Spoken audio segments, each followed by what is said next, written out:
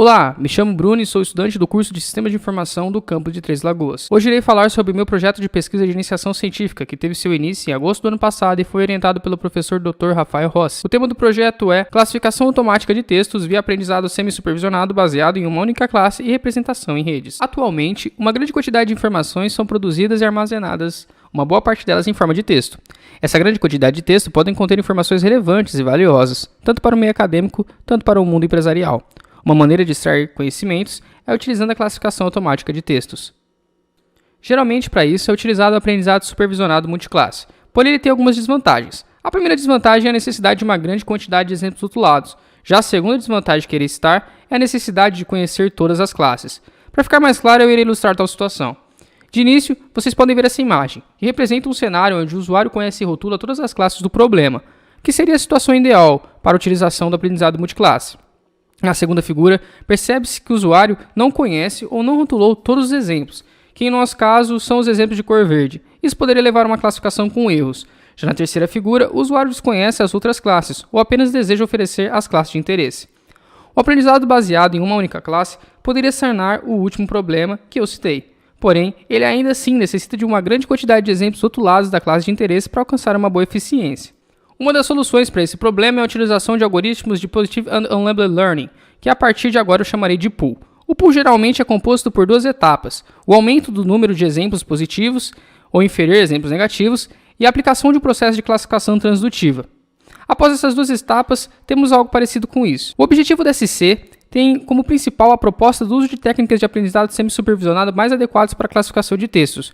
Com objetivo secundário, tem-se a implementação de algoritmos baseline para comparação com os algoritmos propostos. Esse projeto de C propôs e implementou um framework de pool, baseado em duas etapas que é comumente utilizado na literatura. Na primeira etapa, nós temos a obtenção de exemplos positivos e negativos confiáveis por meio de um AMUC supervisionado. Para ficar mais simples, irei representar graficamente para vocês. Nessa primeira etapa é necessária a definição de quantos exemplos rotulados por vez serão e quantas interações. Nesse exemplo, eu defini 3 documentos por vez e 2 interações. Na execução de nossos experimentos, nós fizemos com 1, 5 e 10 documentos por vez. É importante ressaltar que na literatura, para essa etapa é pregada a utilização de classificadores ROC e Naive-Bayes. No entanto, em projetos anteriores, executados pelo ex-aluno Marcos Golo e pelo professor Rafael, os algoritmos KNN, K-means e MBHN apresentaram melhores resultados. Então, vamos para a execução dessa primeira etapa. Primeiro, o algoritmo de AMUC é aplicado considerando os exemplos rotulados da classe de interesse, que nesse exemplo serão as bolinhas azuis. Posteriormente, são gerados scores dos exemplos não rotulados. Ranqueia-se os X exemplos, que no nosso caso, o X tem o valor 3, exemplos mais confiantes, e estes são adicionados no conjunto de treinamento como exemplos positivos. Então, repetimos o mesmo processo 2 vezes, que nesse caso foi o número de iterações que nós definimos. Classificamos os exemplos não rotulados restantes e selecionamos os X vezes Y, que no nosso caso seriam 3 vezes 2 exemplos com menor score, como exemplos negativos. E vamos para a etapa 2. A etapa 2 é a etapa de aprendizado semi-supervisionado transdutivo, considerando os exemplos positivos e negativos obtidos na etapa anterior e os exemplos não rotulados restantes. É importante ressaltar que na literatura, para essa etapa, é pregada a utilização dos classificadores de Expectation Maximization e Transductive Support Vector Machine. Entretanto, na literatura, aponta o uso de algoritmos baseados em redes, como o Transductive Classified Based e Bipartite Heterogeneous Network, o TCBHN, como mais acurados na classificação transdutiva de texto. Aqui está a coleção de textos que utilizamos para a execução dos experimentos. Utilizamos a Bag of Words para representações dos termos e também técnicas de pré-processamento. Infelizmente não poderia detalhá-las, porque não temos muito tempo.